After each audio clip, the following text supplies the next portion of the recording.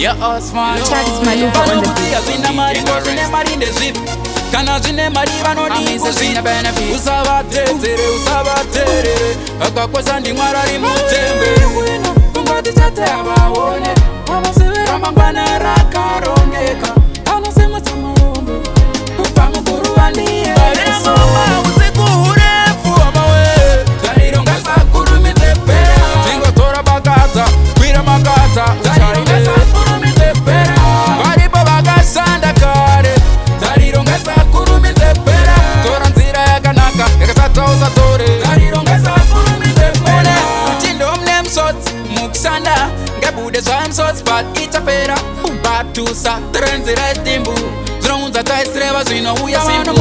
Muka madir uchisingirisa Tora china itukosanganisa Eka ndo life ku sama kunanganisa Asa msotsi, munu wa bada ida Ngoma usiku urefu amawe Zarironga sakuru mitepera Zingo tora bakata, kwira makata Zarironga sakuru mitepera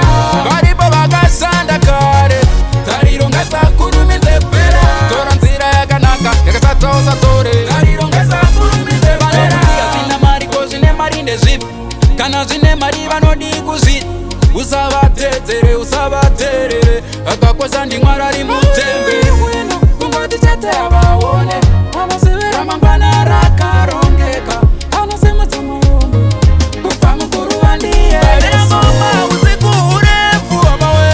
Zarironga sakuru mitepera Zingo tora bakata, kwira makata Zarironga sakuru mitepera Baripo bakasanda kare Zarironga sakuru mitepera Tora nzira yakanaka, yakasata usatore Zarironga sakuru mitepera Uchindo mne msotsi, mukisanda Ngebude zwa msotsi, but itapera Batusa, terenzira etimbu Zronza kaisreva zwino uya simbu Muka madir uchisi